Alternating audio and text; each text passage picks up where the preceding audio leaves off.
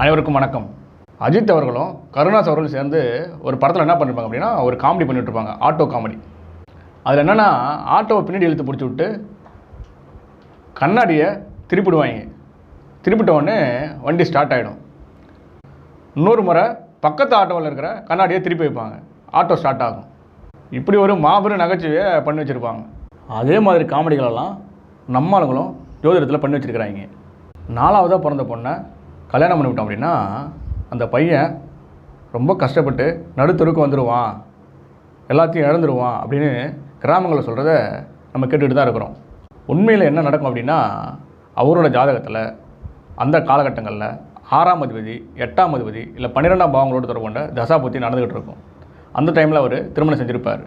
ஆனால் பழி எடுத்துகிட்டு போயிட்டு வரப்போகிற பொண்ணு மேலே போட்டு விட்டு 4ஆம் முறையை கல்யாணம் பண்ணதால் நடுத்தருக்கு வந்துட்டேன் அப்படின்னு ஒரு பழமொழியை உருவாக்கி விட்டுறாங்க.